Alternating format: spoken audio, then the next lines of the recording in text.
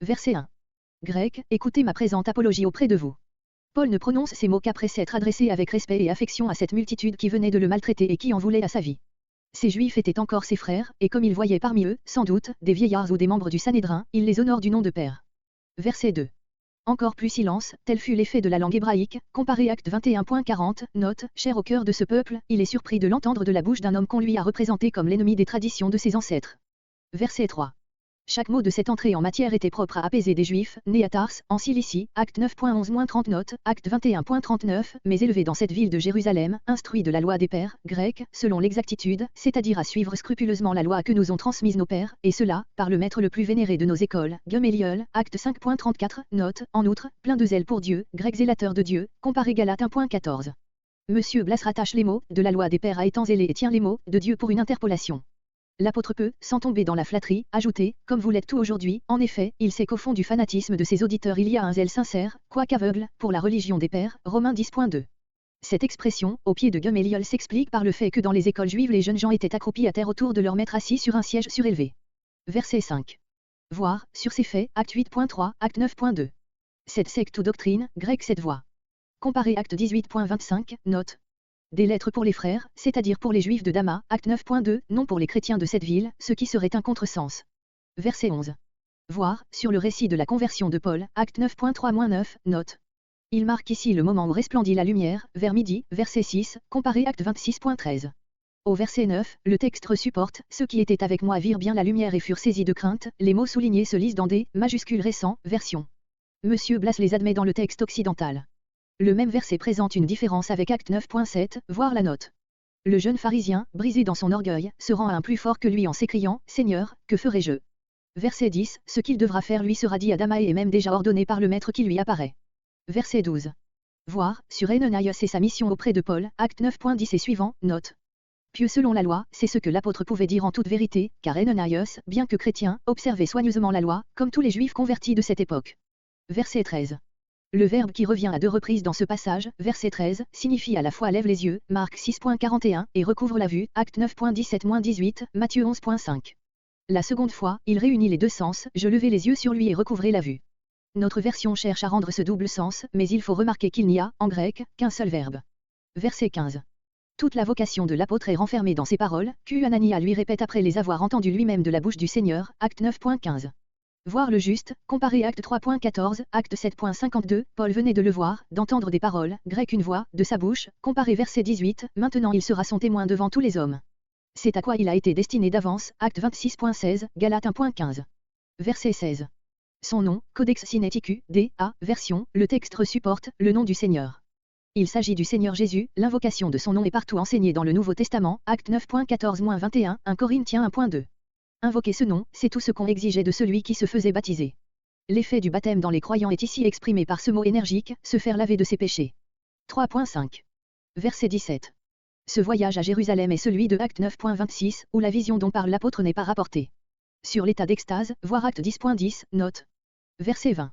Le Seigneur, apparaissant à Paul dans une vision, lui ordonne de sortir de Jérusalem, parce que dans cette ville le témoignage qu'il voudrait lui rendre ne serait pas reçu. À cela l'apôtre objecte que les habitants de Jérusalem savaient bien tous les maux qu'il avait infligés aux chrétiens depuis le jour où fut versé le sang d'Étienne, ton martyr, ton témoin, donc, semble-t-il vouloir conclure, ils verront d'autant mieux la sincérité de ma conversion, et cela, les disposera à recevoir mon témoignage. C'est par un ardent amour de son peuple que Paul parle ainsi, il aurait voulu travailler à sa conversion. Et cet attachement, il l'espérait peut-être, pourrait faire impression sur ses auditeurs actuels. Mais hélas. Verset 22. Verset 21. Grec, moi je t'enverrai. Paul n'avait donc plus qu'à obéir. Vers les païens, telle devait être sa vocation, Acte 13.2, Acte 26.18, Galates 1.16. Mais ce fut là aussi ce qui embrasa l'aveugle colère de ses auditeurs. Ils l'interrompirent et l'empêchèrent de leur annoncer les compassions de Dieu et de leur raconter ce que le Seigneur avait fait par son ministère au milieu de ces païens, objet de leur haine. Verset 22. Nouveau tumulte, Paul emmené dans la forteresse. Quand les Juifs entendent l'ordre que Paul dit avoir reçu d'aller vers les païens, ils l'interrompent par des cris de mort. Devant l'explosion de leur rage, le tribun commande de le faire entrer dans la forteresse et de le mettre à la question pour connaître la cause de leur colère contre lui, 22-24. Paul se réclame de sa qualité de citoyen romain. Sur le point de recevoir la flagellation, Paul demande s'il est légal d'infliger ce supplice, sans jugement, à un citoyen romain. Le centenier en réfère au tribun. Celui-ci vient interroger Paul. Il est étonné de le trouver en possession de ce droit que lui-même a dû payer fort cher. Paul déclare l'avoir de naissance. Les exécuteurs s'écartent immédiatement, le tribun est même en peine de ce qu'il l'a fait enchaîner, 25 à 29. Versets 22 à 29. Paul, menacé de la question par le fouet, se déclare citoyen romain. Jusqu'à cette parole, celle du Seigneur Jésus lui-même, que Paul venait de citer, verset 21. L'orgueil théocratique et la haine sectaire contre les païens ne pouvaient supporter l'idée que ces derniers eussent part aux bénédictions du royaume de Dieu. Verset 24. Quelques exégètes pensent que les Juifs se disposaient à lapider Paul. C'est ainsi qu'ils comprennent cette action de jeter leurs vêtements de dessus, leurs manteaux, et de lancer en l'air de la poussière, à défaut de pierre, contre le prisonnier.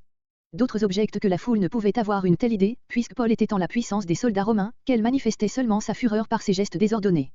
Concluant de toute cette colère que son prisonnier devait avoir commis quelque crime, le tribun, qui n'avait pas compris le discours de Paul, prononcé en araméen, ordonna qu'il fût conduit dans l'intérieur de la forteresse. Son but était d'abord de le mettre en sûreté, mais ensuite il prescrivit d'employer la torture par le fouet, afin de lui faire avouer la vérité. Verset 25. Comme il le présentait aux lanières, Codex Sinaiticus, B-Porte, quand ils l'eurent présenté. Avec M. Blas, nous préférons l'imparfait, qui se lit dans les autres documents, car il n'est pas probable que Paul se soit réclamé de sa qualité de citoyen romain seulement après avoir subi la flagellation. Le mot lanière signifiant à la fois des courroies avec lesquelles on attache et des lanières qui forment le fouet pour flageller, plusieurs interprètes traduisent, quand ils l'eurent étendu sur une poutre en le liant avec des courroies, mais le verbe grec signifie plutôt, présenter que tendre, et tirer. C'est au moment où le supplice allait commencer, que Paul se prévalut de son droit de citoyen romain, comparé Acte 16.37, note. Verset 26. Le texte reçu dit, verset 26, prends garde à ce que tu vas faire. Nous rendons le texte de Codex Sinaiticus, B.A.C. version. Verset 28. En apprenant que son prisonnier est citoyen romain, le tribun s'empresse de venir auprès de lui et de s'en assurer. Sur la réponse affirmative de Paul, il s'étonne que cet étranger de Tarse, à la mine assez chétive, possède ce droit de cité et il fait observer que lui-même, il l'a acheté fort cher. À cet égard, Paul avait sur lui un avantage, car il peut répondre avec une certaine fierté, mais moi je suis même né, romain. On sait par Dion Cassius que l'épouse de l'empereur Claude vendit abusivement le droit de citoyen romain. Il est probable que notre tribun naquit le sien par cette voie. Il prit, en effet, le nom de Claude, acte 23.26, parce qu'il devint romain en entrant dans la Jean Claudia. Quant aux parents de Paul, il se peut qu'il soit devenu citoyen romain à la suite de la guerre civile entre Brutus et Cassius d'une part, Octave et Antoine d'autre part. Tarse avait pris parti pour ces derniers.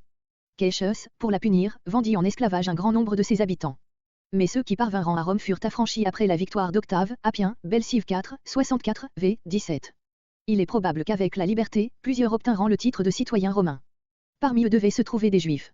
En tout cas, nous savons par Joseph, Antiquité juive, 14, 10, 13, 14, 17, que, dans diverses villes d'Asie mineure, résidaient des Juifs qui jouissaient du droit de citoyen romain. Verset 29. En général, la loi interdisait même de lier un citoyen romain. Cette remarque paraît en contradiction avec le fait que le commandant nota les liens de son prisonnier que le lendemain, verset 30, et que, le surlendemain, Paul les portait encore, voir acte 23.18, où le mot traduit par prisonnier signifie lié.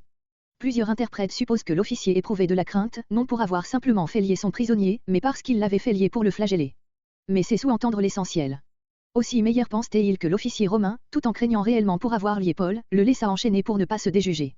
Avec la recension occidentale la difficulté n'existe pas car elle ajoute, et aussitôt il le fit délier. Puis au verset 30, on lit, voulant savoir, il ordonna que, les mots, il le fit délier, et, sont retranchés. Verset 30. Paul paraît devant le Sanhédrin. Le lendemain, le tribun, pour connaître exactement les accusations portées contre Paul, fait assembler le Sanhédrin au complet et amène devant lui Paul, libre de chaîne. Celui-ci, regardant en face le Sanhédrin, déclare qu'il s'est toujours conduit en bonne conscience devant Dieu. 31. Paul et Ananias. Le souverain sacrificateur ordonne aux assistants de souffleter Paul sur la bouche. Paul réplique que Dieu frappera Ananias à cause de son hypocrisie. Les assistants lui font observer qu'il outrage le grand prêtre de Dieu. Paul déclare qu'il ne savait pas que fut le grand prêtre. 2 à 5. Paul se déclare pharisien. Sachant l'assemblée composée en partie de sadducéens, en partie de pharisiens, il s'écrit qu'il est pharisien et qu'il est mis en cause pour l'espérance de la résurrection, doctrine repoussée par les sadducéens, avec celle des anges et des esprits, professée par les pharisiens. Une discussion en résulte entre les deux parties. Des scribes proclament Paul innocent et émettent la supposition qu'il a reçu une révélation, 6 à 9. Paul mis en sûreté par le tribun et encouragé par le Seigneur. Le tumulte grandissant, le tribun, craignant pour la vie de Paul, le fait enlever du Sanhédrin par les soldats et reconduire dans la citadelle. La nuit suivante, le Seigneur apparaît à Paul et lui dit de prendre courage, car il doit être à Rome, de même qu'à Jérusalem, témoin de l'Évangile, 10, 11. Versets 22.30 à 23.11. Comparution de Paul devant le Sanhédrin. Jusqu'ici ce chef militaire s'était trouvé en présence d'une multitude furieuse, dont il n'avait rien pu apprendre sur son prisonnier. Il résout donc sagement de convoquer tous les personnages officiels du peuple, les principaux sacrificateurs et tout le Sanhédrin, puis, ayant fait délier l'accusé, il le fait descendre, de la forteresse Antonia dans la salle du Sanhédrin qui était tout près et il le présente à l'assemblée. Il était convaincu que, de cette solennelle audience, jaillirait pour lui la lumière. Et il se trompait. Quand il est dit qu'il le fit délier, on peut supposer qu'il s'agit d'une libération momentanée, pour la séance du Sanhédrin, acte 23.10.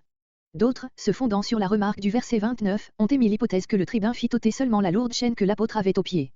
Paul aurait gardé, durant le reste de sa captivité, la chaîne plus légère qui reliait son bras au bras du soldat chargé de le garder, acte 23.18, acte 24.27, acte 26.29, acte 28.16.